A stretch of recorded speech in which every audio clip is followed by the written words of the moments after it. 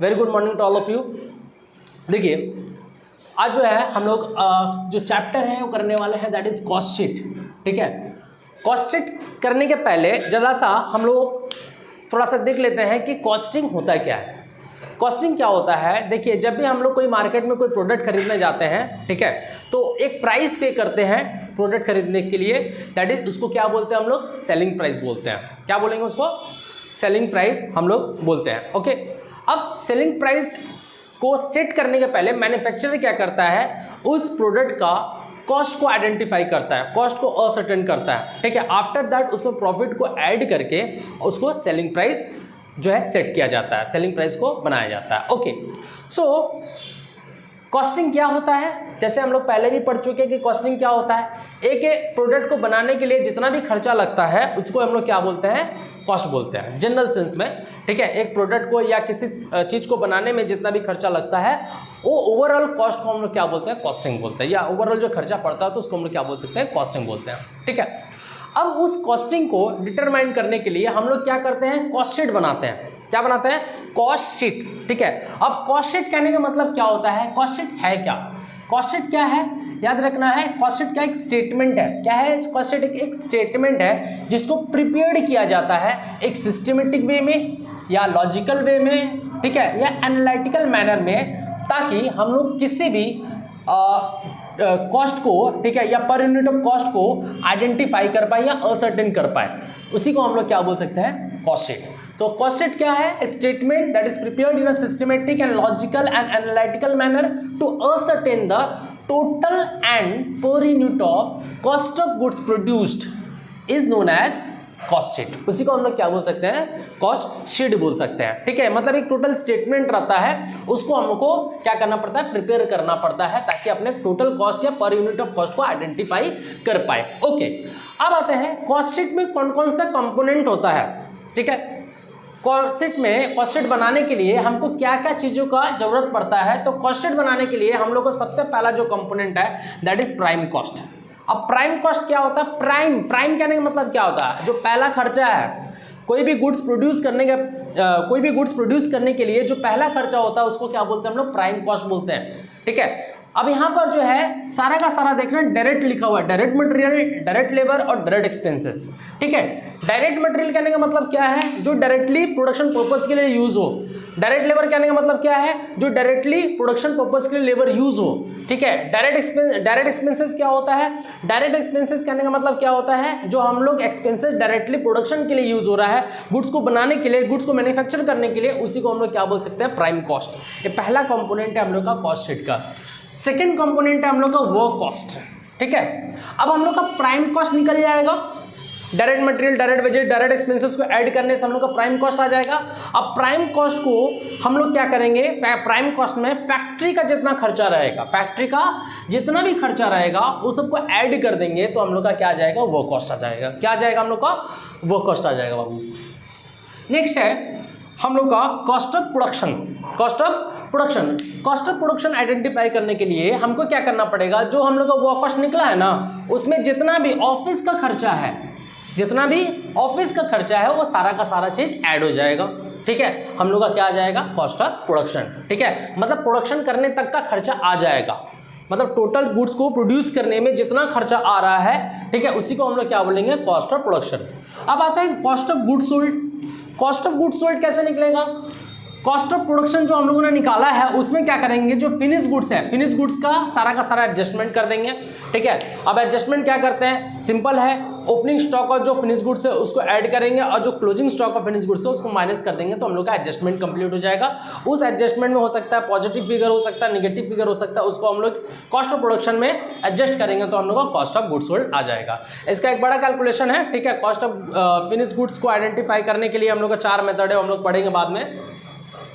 Next आता है हम लोग कॉस्ट ऑफ गुड्स सोल्ड। एक बार आइडेंटिफाई हो जा रहा है, आफ्टर दैट हम लोग क्या करेंगे? कॉस्ट ऑफ सेल या टोटल कॉस्ट को आइडेंटिफाई करेंगे। ठीक है, तो तो कॉस्ट ऑफ गुड्स सोल्ड में क्या करना है, जस्ट हम लोग का जो सेलिंग एक्सपेंसेस है या डिस्ट्रीब्यूशन एक्सपेंसेस है, जैसे एडवर्टाइजमेंट वगैरह, गुड्स को सेल करने के लिए, सेल से रिलेटेड जितना भी खर्चा होगा, हम लोग गुड्स के एडवर्टाइजमेंट करवा लें। क्यों करवाते हैं हम लोग? सेलिंग पर्पज़ के लिए, ताकि मेरा गुड्स सेल हो पाए, गुड्स के बारे में इन्फॉर्म कर पाए कस्टमर को, और कस्टमर मेरा गुड्स को परचेस कर पाए, खरीद पाए। ठीक है, तो सेलिंग रिलेटेड जितना भी खर्चा होगा उसको ऐड करेंगे तो हम लोग का क्या आ जाएगा, कॉस्ट सेल। ठीक है, कॉस्ट ऑफ गुड सेल से सेलिंग एक्सपेंसेस जितना, सेलिंग रिलेटेड जितना भी खर्चा होगा सबको ऐड कर देंगे तो आ जाएगा हम लोग का कॉस्ट ऑफ सेल।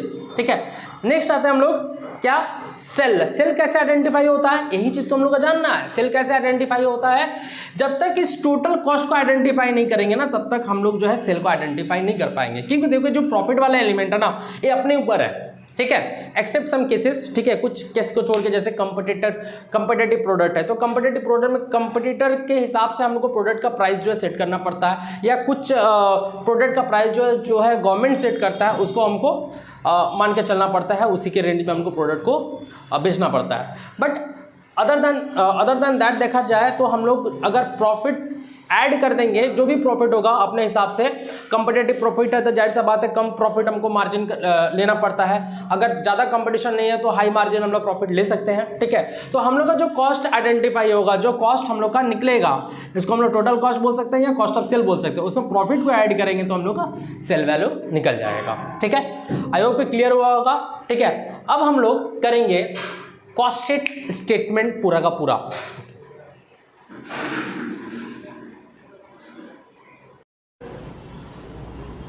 आइए अब जरा हम लोग यहाँ पर कॉस्ट शीट का फॉर्मेट देख लेते हैं, कॉस्ट शीट का फॉर्मेट कैसा होता है। ठीक है, तो हम लोग जो कंपोनेंट ऑफ कॉस्ट शीट पढ़े थे वही सारा चीज जो है इसमें अलग अलग करके दिखाया हुआ है।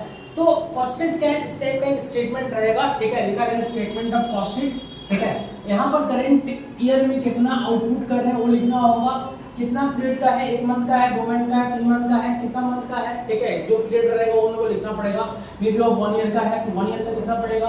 ओके, सबसे पहले जो हम लोग डिटरमाइन करेंगे that is raw material consume. क्या करेंगे हम लोग, रॉ मटेरियल कंज्यूम को डिटरमाइन करेंगे। रॉ मटेरियल कंज्यूम कैसे निकाला जाता है, सबसे पहले जो प्रीवियस ईयर या प्रीवियस मंथ का जो हम लोग का ओपनिंग स्टॉक हुआ रॉ मटेरियल वो हम लोग लेंगे। उसके बाद करंट ईयर जितना रॉ मटेरियल हम लोगों ने परचेस किया है वो लेना होगा। उसके बाद परचेस करने पर जो भाड़ा लगा होगा, कैरेज लगा होगा, वो हम लोग को क्या करना पड़ेगा, ऐड करना होगा। ठीक है, so carriage on purchase. After that हम लोग क्या करेंगे, लेस करते जाएंगे। क्या चीज है, मटेरियल रिटर्न टू सप्लायर। ठीक है, कुछ मटेरियल हमको डिफेक्ट नजर आया था उसको हम लोग क्या करेंगे, रिटर्न कर देंगे सप्लायर को।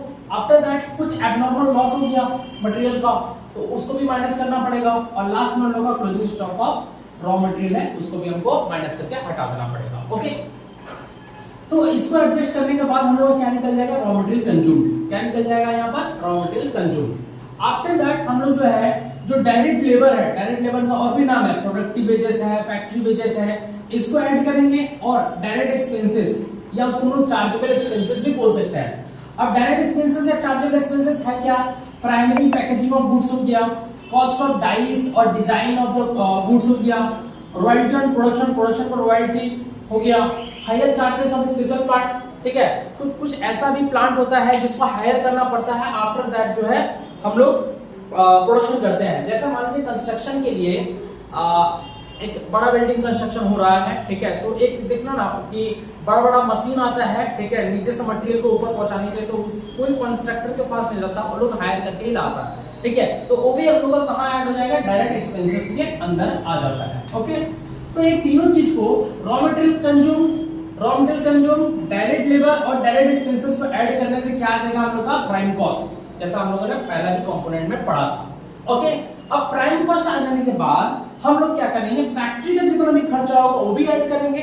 जाहिर सी बात है, जब भी हम लोग कोई भी यूनिट्स प्रोड्यूस करने जाते हैं, जब भी कोई यूनिट्स प्रोड्यूस करने जाएंगे, ओके, तो सारा का सारा खर्चा जो है हमको ऐड करना पड़ता है। तो प्राइम कॉस्ट तो समझ में आएगा। प्राइम कॉस्ट के बाद जितना भी फैक्ट्री का खर्चा होगा, ठीक है, यहाँ पर देखना इनडायरेक्ट मटेरियल्स भी है, इनडायरेक्ट लेबर भी है, इनडायरेक्ट एक्सपेंसेस भी, इसको भी हमको ऐड करना पड़ेगा।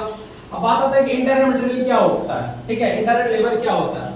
ठीक है, ऐसा नहीं है कि देखिए यहाँ पर हम लोगों ने क्या पढ़ा था, डायरेक्ट लेबर क्या था, बिना डायरेक्ट लेबर का हमको प्रोडक्शन नहीं हो पाएगा। बट ऐसा नहीं है कि प्रोडक्शन इनडायरेक्ट लेबर के बिना नहीं हो पाएगा। ठीक है, इनडायरेक्ट लेबर के बिना भी हम लोग का प्रोडक्शन हो पाएगा। ओके, इनडायरेक्ट मटेरियल हो गया, इनडायरेक्ट एक्सपेंसेस हो गया, ठीक है। फैक्ट्री का कुछ रेंट का रेट्स है, ठीक है, फैक्ट्री मान लेते हैं कि रेंट का रेट भी खर्चा हो गया, वो भी हम लोग का गुड्स का जो प्रोडक्ट है टोटल कॉस्ट में ऐड हो जाएगा। उसके बाद depreciation on factory assets, depreciation on factory assets, तो फैक्ट्री एसेट्स का जो भी डेप्रिसिएशन होगा वो भी हम लोग का फैक्ट्री ओवरहेड में आएगा। फैक्ट्री में पावर और फ्यूल यूज होता है, ठीक है, वो भी हम लोग का फैक्ट्री का खर्चा है, तो फैक्ट्री का ओवरहेड के अंदर आ जाएगा। और भी है कोल, ठीक है, वो सब की चारकोल वगैरह वो भी हम लोग का फैक्ट्री में यूज होता है, तो वो भी सारा का सारा फैक्ट्री का खर्चा आ जाएगा। जैसे ही हम लोग प्राइम कॉस्ट के साथ फैक्ट्री ओवरहेड को ऐड करेंगे तो क्या आ जाएगा, फैक्ट्री कॉस्ट और वर्क कॉस्ट बोल देते हैं। उसके बाद आते हैं हम लोग adjustment for work in progress, ठीक है। वर्क इन प्रोग्रेस कहने का मतलब क्या होता है, इसको हम लोग सेमी फिनिश गुड्स बोलते हैं, ठीक है। वर्क इन प्रोग्रेस को हम लोग क्या बोल सकते हैं, सेमी फिनिश गुड्स रहता है, उसको और प्रोसेसिंग का जरूरत रहता है तब जाकर वो फिनिश गुड्स में बदलता है, ठीक है। तो उसी को हम लोग क्या बोल सकते हैं, फिनिश गुड्स। और कुछ प्रीवियस मंथ या प्रीवियस ईयर का कुछ ओपनिंग स्टॉक होगा, प्रीवियस ईयर का जो या प्रीवियस मंथ का कोई भी ओपनिंग स्टॉक होगा, उसको हम लोग क्या करेंगे, जो करंट ईयर का जो ओपनिंग स्टॉक होगा, ठीक है, ओपनिंग स्टॉक ऑफ WIP या opening stock of work in progress, उसको हम लोग माइनस कर देंगे, ठीक है। आफ्टर दैट एक और चीज यहाँ पर है, that is scrap sale. Scrap sale क्या होगा, मान लीजिए कोई चीज ऐसा बचा हुआ है, पड़ा हुआ है ऐसे, ठीक है, और बिकेगा है नहीं, उसको हम लोग क्या किए, स्क्रैप के भाव में बेच दिए, ठीक है। तो सारा का सारा जो यहाँ पर लेस हो जाएगा, स्क्रैप सेल एडजस्टमेंट हो जाएगा वर्क इन प्रोग्रेस से। अब इसको एडजस्ट करने के बाद हम लोग का आ जाता है वर्क कॉस्ट। क्या आ जाएगा यहाँ पर, वर्क कॉस्ट, ठीक है, मतलब फैक्ट्री तक का खर्चा हम लोग का यहाँ तक निकल जाएगा वर्क कॉस्ट में। अब ऑफिस का भी कुछ खर्चा है, ऑफिस का खर्चा भी हमको क्या करना पड़ता है, इसी प्रोडक्ट में ऐड करना पड़ता है। तो एक प्रोडक्ट के कॉस्ट को आइडेंटिफाई करने के लिए शुरू से लेके लास्ट तक जितना भी खर्चा रहता है ना, सबका सब ऐड करना पड़ता है, चाहे वो फैक्ट्री का खर्चा, ऑफिस का खर्चा, सेलिंग रिलेटेड खर्चा, सारा का सारा खर्चा ऐड करने के बाद ही टोटल कॉस्ट को आइडेंटिफाई कर पाते हैं। ओके, सो नेक्स्ट है office and administrative overhead. Office and administrative overhead में क्या क्या आएगा, ऑफिस का जो भी रेंट होगा, रेट्स होगा, ऑफिस का जो भी एक्सपेंस होगा, स्टाफ का सैलरी होगा, या नॉन प्रोडक्टिव कुछ स्टाफ है जिससे कोई प्रोडक्टिविटी नहीं है बट फिर भी उसको रखे हैं तो उसको कोई भी सैलरी दे रहा है, तो भी वो भी हम लोग का ऑफिस का ही एक्सपेंस है, ठीक है। ऑफिस में जो भी एसेट्स है उसका डेप्रिसिएशन भी आ जाएगा, that is cost of production, ठीक है। क्या आ जाएगा हम लोग को, कॉस्ट ऑफ प्रोडक्शन। जैसे हम लोग वर्क कॉस्ट को ऑफिस एंड एडमिनिस्ट्रेटिव ओवरहेड में ऐड करेंगे तो हम लोग का वैल्यू आ जाएगा क्या, कॉस्ट ऑफ प्रोडक्शन। याद रखना है, वर्क कॉस्ट को ऑफिस एंड एडमिनिस्ट्रेटिव में ऐड करेंगे तो क्या आ जाएगा, कॉस्ट ऑफ प्रोडक्शन। उसके बाद नेक्स्ट आता है हम लोग का एडजस्टमेंट फॉर फिनिश गुड्स। क्या आ जाएगा, एडजस्टमेंट फॉर फिनिश गुड्स, ठीक है। एडजस्टमेंट फॉर फिनिश गुड्स में फिनिश गुड्स क्या होता है, जो सामान बन के एकदम रेडी है, अब मार्केट में सेल होने वाला है, ठीक है, उसी को हम लोग क्या बोलते हैं, फिनिश गुड्स बोलते हैं। और प्रीवियस ईयर का या प्रीवियस मंथ का कुछ फिनिश गुड्स पड़ा होगा, हम लोग क्या करेंगे, जो करंट ईयर में प्रोडक्शन किए हैं उसको closing stock of finish goods minus कर देंगे तो हम लोग का आ जाएगा cost of goods sold. So cost of production से एडजस्टमेंट करेंगे फिनिश गुड्स का तो क्या आ जाएगा, कॉस्ट ऑफ गुड्स सोल्ड, ठीक है। अब कॉस्ट ऑफ गुड्स सोल्ड में जितना भी सेलिंग रिलेटेड एक्सपेंसेस है, डिस्ट्रीब्यूशन रिलेटेड एक्सपेंसेस है, जैसे हम लोग का सेल्समैन का कमीशन हो गया, एडवर्टाइजमेंट हो गया, कैरेज आउटवर्ड हो गया, सेकेंडरी पैकेजिंग हो गया, क्योंकि यहाँ पर प्राइमरी पैकेजिंग में पढ़े थे, राइट।